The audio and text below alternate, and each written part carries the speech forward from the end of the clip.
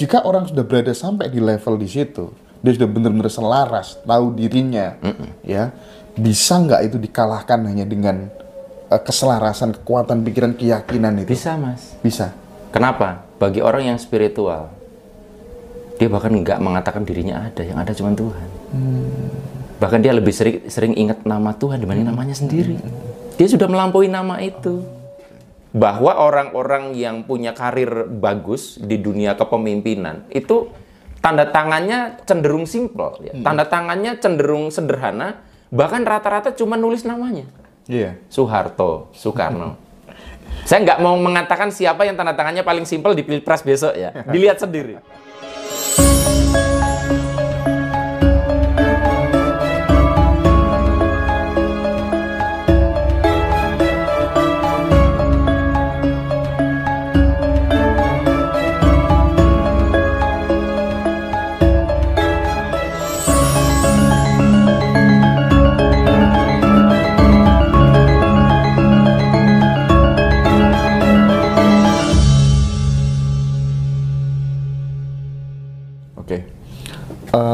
Kalau misal ini agak ini case saya sendiri gitu ya. Saya kadang kalau ingat titik kritis dulu gitu ya waktu masih sekolah gitu ya.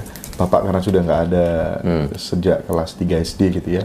Adalah fase dimana aku tuh kadang kalau inget tuh kayak ngamuk gitu Mas. Ya. Kayak nggak terima pengen buktiin gitu. Ya. Mobil 4 tuh kayak nggak cukup Mas. Kalau bisa 7 dan itu Ya. mewah semua. Ya. Dan itu akan saya buktikan gitu.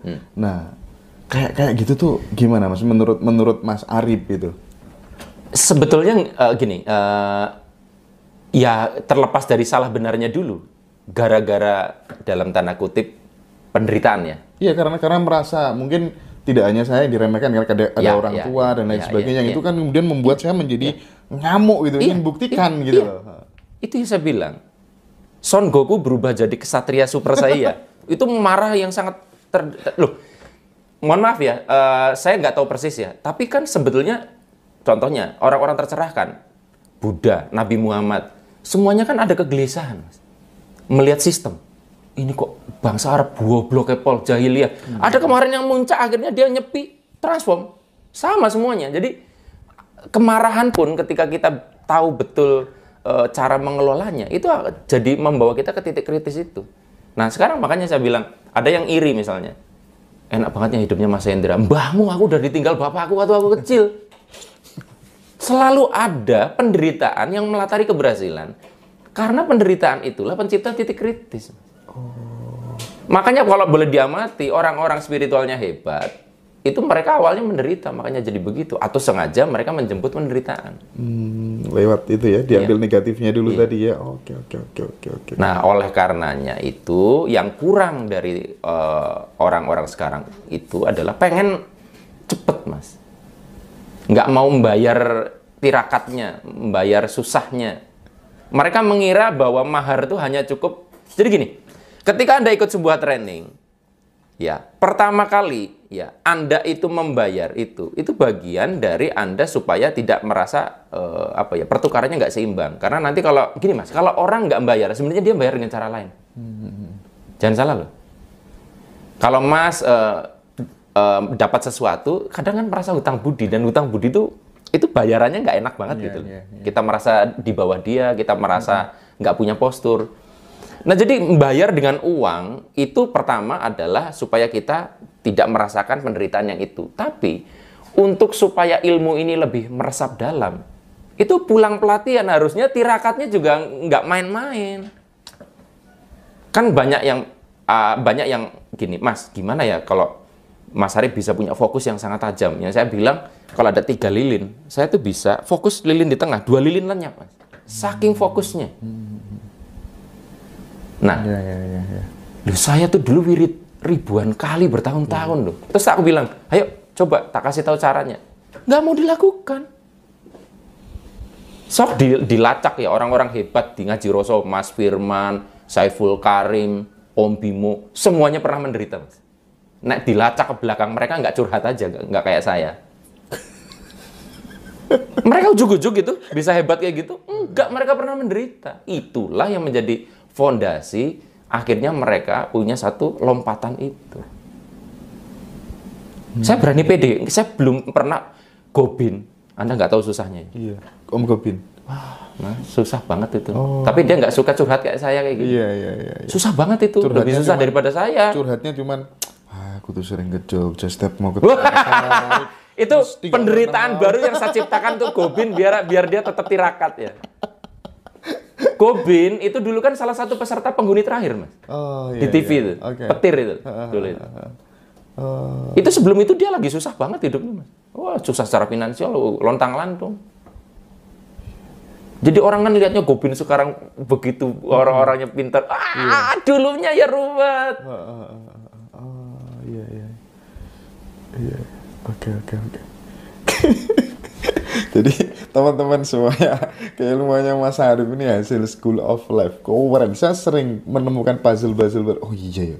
Ini cuman saya dapetin di Mas Arif yang model-model kayak gini. Makanya nanti tak kasih waktu 2 hari teman-teman yang mau daftar di kelas 14 kelas vibrasi 14 Januari nanti 2 hari dari sekarang tapi ya tak kasih diskon dari saya secara pribadi khusus ini karena saya melihat keilmuannya Mas Arif ini bener-bener istimewa teman-teman ya. Jadi saya siapkan diskon khusus untuk kelas vibrasi 2 hari aja tadi, dari hari Senin sama Selasa. Berarti Rabu nanti sudah tidak berlaku. Mas, gitu ya. Saya itu ini tak buka ya. Saya itu sudah sering diminta pihak di luar kami untuk ngadain kelas. Kebanyakan bilang tidak, Mas. Jadi satu-satunya kelas saya itu adalah kelas yang di arrange Arif Erha, nggak ada yang lain. Iya. Cuman entah kenapa, makanya Anda harus hati-hati ketemu Hendra. Waktu Mas, cobalah ngaji Rasul bikin kelas. Ngomong orang yang angel, asem tenan kok. Beneran. Anda cek ada nggak kelas yang vibrasi? Jadi baru ini ngaji Rasul. Jadi makanya ya boleh dibilang bisa jadi ya oke lah kita oke. Iya. Oke. Nah, sekarang saya mau ini Mas, mau konfirmasi ke Mas Arif Erha ya. Ini menurutku sangat saintis Mas, terkait dengan nama itu kan sebuah doa yang sebuah doa sebenarnya kepada semesta gitu. Kita ngasih nama anak gitu. Bahkan tanda tangan pun juga disebut sebagai doa di bawah sadar gitu kan ya. Nah, tanda tangannya orang Indonesia itu mayoritas ruwet semuanya, hidupnya banyak yang ruwet, beda sama orang di Amerika, di Eropa sana kan cukup nama gitu dan endingnya tuh ke atas. Kalau kita kebanyakan ke bawah gitu. Nah, saya sampai sempat mau bayar 35 juta loh gara-gara untuk rehabilitasi nama. Untuk ngerubah struktur nama gitu ya. Dan menurut ke Arkan Bonanda ya? Bukan? Ya. Dan ini Mas apa tuh namanya? Karena memang saya melihat contoh-contoh bukti-buktinya semuanya. Saya kan ada juga guru saya yang spesial kayak gitu, cuman nggak pernah mau saya datangin. Cuman nanti mau coba tak nego lagi lah ya gitu. Nah, saya ingin Mas Arif bicara penjelasannya ini. Iya. Jadi gini Mas, sebenarnya unik. Kapan pertama kali eksistensi kita dimulai, Mas? Saat kita diberi nama, Mas. Saat kita diberi nama. Iya kan? Saat kita diberi nama itulah Hendra itu mengatakan gue ada. Ini Hendra dan yang di luar ini bukan Hendra kan itu. Jadi itu kan bahkan eksistensi dimulai dari nama. Nah, gini Mas, nama itu nggak berdiri sendiri, dia satu paket dengan tanggal lahir. Iya betul. Jadi gini, ada ruang, ada waktu. Ruang waktu harus ketemu supaya bisa terjadi peristiwa. Sekarang gini, kita janjian Mas. Mas Hendra, kita ketemu di Mall Jogja City Mall, Jogja. Oke? Ruangnya kita sepakati ya. Tapi ternyata kita tidak menyepakati waktu. Aku datang ke mall itu hari Senin, Hendra datang hari Selasa. Ketemu nggak? Enggak. Tapi sekarang kita sepakati waktunya. Mas Hendra, kita ketemuan ya hari Senin ya. Siap, tapi kita nggak nyepakatin ruangnya. Mas Hendra ke JCM, aku ke Pakuwon Mall. Artinya, Anda hanya megang waktu nggak ketemu, megang ruang nggak ketemu, ruang waktu harus ketemu. Nah, tanggal lahir itu waktu Mas. Ruangnya mana? Nama. Pertanyaannya, berarti kalau kita mau otak-atik ruang waktu, kan kalau kita ingin memanipulasi realita, itu kan kita harus mengotak-atik dua unsur itu, ruang dan waktu. Ruang adalah area berapa lama ruang mendefinisikan di mana sesuatu berada. Ini agak berat nih. Waktu mendefinisikan berapa lama sesuatu berada di dalam ruang. Ini fisika. Agak pusing nggak? Iya. Iya. Saya ulangi ya. Iya.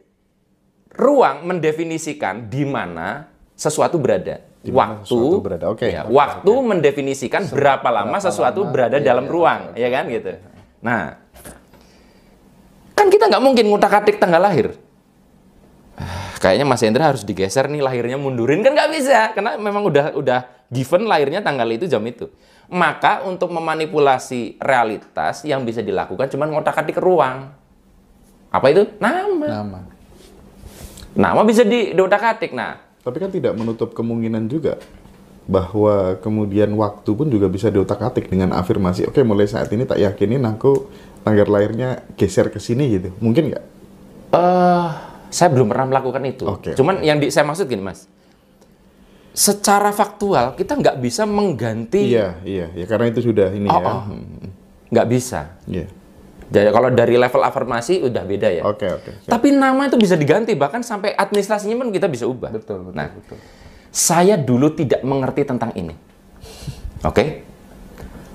Nama asli saya itu Arif Rahutomo. Oke. Lalu, waktu itu boleh dibilang, Mas, perjalanan hidup saya tuh luar biasa banyak masalah gitu. Sampai kemudian karena ide dari seseorang, ini nggak ngerti tentang ini sama sekali. Iya. Aku menggantinya menjadi Arif RH. Oke. Disitulah, Mas, aku mulai peningkatan. Nah, belum selesai kan? Belum nih. Lanjut. Saya tahu tentang ilmu nama itu. Mungkin sekitar 10 tahun yang lalu lah. Dan perubahan nama yang saya tadi tuh, itu zaman saya masih bujangan, Mas. Jadi belum ngerti ilmu yang kayak gitu. Saya penasaran, saya punya alumni, bukan Arkan, yang juga bisa ngitung itu, nama itu. Tolong hitungin, pakai software juga. Nggak bayar. Karena dia alumni saya, gitu kan. Penasaran aku, tolong Pak, saya dihitungin. Yang menarik adalah setelah dihitung, memang dari number, dari ruang waktunya tadi, dari unsur Arif RH dengan tanggal lahir dicocokin. Itu memang lebih untuk kemajuan finansial, untuk apa tuh lebih bagusan Arif RH. Betul. Tapi kualitas peningkatan kesadaran lebih bagus Arif Rahutomo. Terus gimana? Makanya saya sering menjelaskan Arif Rahutomo garing Arif RH. Biar dapat dua-duanya. Makanya akun Facebook saya Arif Rahutomo, tapi page saya Arif RH. Oke. Nah, misal gini, Mas. Ini misal ya. Kalau soal itu memang aku nggak ragu sih. Itu nyata banget ya. Even Ucok Baba, Adul, terus kemudian Joko Widodo yang tadinya Joko Widodo itu nilainya 4 terus diubah jadi Jokowi jadi 11. Bahkan presiden-presiden yang kuat bertahan lama itu setelah dihitung 11 semua, Mas. Mardigu Wawik itu diganti Bosman jadi 11. Nah, saya percaya betul dengan itu ya. Nah, itu matematis loh, Mas, bukan tahayul loh itu. Tapi gini. Ini ya harus saya konfirmasi ke Mas Arif karena menurutku mumpung ketemu Mas Arif gitu ya, mumpung dikasih kesempatan ketemu. Jangan-jangan setelah ini kayak Om Gobin gitu. Maaf Mas Hendra, aku lagi gak pengen ketemu orang gitu. Nah, misalnya gini, oke nih, aku udah paham betul dengan kekuatan pikiran. Aku tahu manusia adalah co-kreator ya. Jadi pencipta kedua setelah Tuhan itu sendiri gitu ya. Aku udah selaras, aku udah bener-bener selaras diriku ini. Jadi apa yang aku mau asal itu realistis gitu, aku yakin itu terwujud dalam kehidupanku gitu ya. Termasuk kemudian misalnya setelah dibaca numerologis, oke, kamu nanti bakal di tahun ini akan turun dan lain sebagainya. Pertanyaanku, jika orang sudah berada sampai di level di situ, dia sudah benar-benar selaras, tahu dirinya, ya, bisa nggak itu dikalahkan hanya dengan keselarasan, kekuatan pikiran, keyakinan itu? Bisa, Mas. Bisa. Kenapa? Bagi orang yang spiritual, dia bahkan nggak mengatakan dirinya ada, yang ada cuma Tuhan. Bahkan dia lebih sering ingat nama Tuhan dibanding namanya sendiri. Dia sudah melampaui nama itu. Makanya sebenarnya cara untuk melampaui nama kita adalah sering-seringlah wirid menyebut, entah terserah sebutan Tuhan Anda apa. Bahkan di level yang paling tinggi seorang sufi itu dia manggilnya malah hu. Hu itu dia. Dia sudah nggak menyebut lagi nama karena saking dekatnya. Kalau saya udah deket dengan Mas Hendra kan manggilnya lu. Udah bukan nama. Berarti udah deket banget. Tapi kan dia saking seringnya mengingat zat yang tinggi itu melupakan nama. Udah melampaui itu. Makanya orang-orang yang sudah di level itu nggak penting dolanan gitu lagi. Nah ini kan dibutuhkan orang-orang yang masih melekat dengan namanya. Tapi bikin mantep juga loh Mas. Bikin mantep juga, bikin pede, bikin mantep gitu. Iya, maksudnya nggak ada yang salah sekali lagi. Cuman kalau ditanya Mas Hendra bisa nggak? Lu bisa. Pertama, lampaui namamu. Gimana? Seringlah ingat namanya. Nah, kalau tiap hari wiridnya Hendra. Ya butuh kata-kata gitu, tapi wiridnya misalkan Allah, itu kan sudah melampaui namanya kita. Makanya sudah nggak penting ini. Ya udah deh. Cuman kan nggak gampang untuk misalkan melakukan disiplin spiritual seperti itu sehingga kita bisa melihat bahwa segala Allah tuh ada di semuanya, bahkan eksistensi dirinya nggak ada. Udah nggak penting Mas otak-atik nama kalau udah di level itu. Kita mau bicara di layer mananya itu tadi kayak saya bicara paradok. Di satu sisi saya katakan kerja itu perlu, tapi di level yang di atas itu bisa jadi udah nggak perlu. Tapi nggak semua orang bisa sampai situ. Nggak semua orang bisa sampai situ. Nggak semua orang bisa sampai situ. Betul. Jadi saya sebenarnya udah lama Mas dikasih ini sama guru saya dulu ya. Ubah namamu. Nama tak kasih 2 nama ya. Kamu harus terapin itu. Aku tuh nggak enak aja. Satu dikasih nama jangan Hendra, Mas Hendra jadi 1. Yang kedua tuh Hendra Ken gitu kan ya. Itu tadinya aku memang 8. Jadi kalau misalnya wadah rezekiku itu udah 8. Cuman sama beliau mau dinaikkan jadi 11 gimana caranya gitu kan. Jadi sebenarnya Mas yang jadi kasus sebenarnya tidak ada nama yang jelek. Cuman nama ini nggak matching dengan waktu tadi, ruang waktu. Jadi balik lagi. Misal nih, nama Hendra ketika diganti kok jadi bagus, itu bukan masalah apa-apa, tapi ini matching dengan apa namanya? Waktu. Ruang dan waktu udah. Kan kalau anak kecil tetangga-tetangga kita kadang kan ada Mas. Kecil sakit-sakitan terus. Setelah nama diubah. Itu kabotan jeneng. Satu kabotan jeneng itu bisa jadi nama itu terlalu nggak matching dengan lahirnya. Ruang waktunya nggak matching. Ruang waktu kan harus kawin Mas. Kalau bahasa halus bahasa lebih intimnya, ruang dan waktu harus bersenggama. Nggak ada realitas kalau nggak ada ruang dan nggak ada waktu loh. Terus soal grafologi. Nah, kita kalau lihat tanda tangannya pemimpin-pemimpin besar itu, Soekarno tuh, ya kan begitu ya Mas ya. Nah, orang-orang di luar juga tanda tangannya nama semua, beda sama orang-orang di kita. Itu gimana Mas Arif? Gini. Nah ini manfaatnya kalau belajar macam-macam, ditanya apa aja saya tahu. Makanya. Makanya saya bilang teman-teman ya, tak kasih tahu ya. Percaya sama saya, ngajar di kelas itu lebih gampang dibanding diwawancara Hendra. Pertanyaannya, kalau misalkan saya itu tidak punya wawasan yang luas, nggak punya pengalaman yang cukup, asli bisa jadi goblok banget. Mengerikan. Jadi Anda jangan kepedean jadi narasumber ngaji Rosa kalau belum mampu. Serius, bukan apa-apa. Penanyanya gila gitu. Bener Mas? Ya, oke gini. Jadi gini, grafologi itu kan ada cabang lain namanya grafonomi Mas. Kalau grafologi itu kan tulisan. Kalau grafonomi itu yang tanda tangan. Nangkep ya? Itu saudaraan gitu loh. Jadi gini. Kita ke grafologi dulu. Jadi kan sebenarnya akhirnya diketahui bahwa ketika kita menuliskan sesuatu, ya suruh nulis 1 halaman, 2 halaman, 3 halaman, kita kan nanti akan membuat pola menulis huruf A dengan B itu beda, atau konsisten begitu. Atau bahkan setiap kita menulis huruf I, kita agak menekan. Itu berarti ada emosi di situ. Kan itu dibaca, Mas. Makanya untuk membaca grafologi itu harus disuruh nulis sampai 4-5 halaman sehingga dibaca polanya. Bahkan ketahuan, Anda nulis huruf D. Kalau D itu nggak rapet, Mas, ini sering bocor duitnya. Iya. Huruf D, huruf P, saya lupa. Saya diajarin teman saya. Jadi dari situ aja, loh iya kok tahu ya, gitu. Tapi bocor ini nggak masalah kalau keuangan kita juga lebih banyak dibanding itu. Nah yang repot kalau itunya bocor, pemasukannya rembes. Berat itu, Pak. Nah, balik ke grafonomi. Saya punya teman-teman yang ahli di grafonomi, Mas. Dan salah satu pola yang ditunjukkan adalah bahwa orang-orang yang punya karir bagus di dunia kepemimpinan itu tanda tangannya cenderung simpel, ya. Tanda tangannya cenderung sederhana, bahkan rata-rata cuma nulis namanya. Iya. Soeharto, Soekarno. Saya nggak mau mengatakan siapa yang tanda tangannya paling simpel di Pilpres besok ya. Dilihat sendiri. Iya, nanti jadi kacau. Cuma secara grafonomi, saya bilang, aduh, tahu gitu aku tuh nggak usah ruwet dulu tanda tangan. Kan kita nggak tahu, Mas. Iya. Dan ternyata saya punya temen yang itu bisa ngebaca, Mas Hendra, tanda tangan, dia bahkan bisa kebaca, ginjalnya bermasalah. Oh, ada tuh guru saya kayak gitu tuh, lengkap jadi ya. Kaget itu, Mas kok bisa tahu semua ya temennya Anda itu. Iya, itu. Persis loh, Mas, itu, Mas. Sampai penyakit Persis, fisiknya dan seterusnya. Nanti ya. Persis itu. Kok bisa gitu, kadang saya sampai heran gitu ya.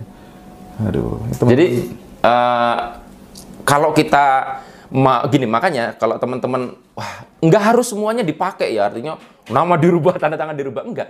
Jadi gini, merubah nama tadi tidak harus sampai ngubah akte kelahiran kok. Contohnya nama brandingnya dirubah. Nama branding atau bisa jadi kalau Panggilan. kalau saya tuh Mas apa? Bikin kayak KTP kias saya Iya. saya ini dulu. Artinya tidak harus sampai ngubah SN, nomenklatur personal gitu. Kan banyak orang yang, wah harus rubah ijazah semua dong Mas gitu. Enggak. Ada tekniknya Iya. lah itu, iya. Tapi menarik banget bahwasannya Mas Arif itu Ya. keren pokoknya. Supaya nanti orang-orang nggak bilang itu buku ngur koleksi tok di belakang itu ya. Iya Mas ya. Tadi udah asal usul loa udah, titik kritis transformasi.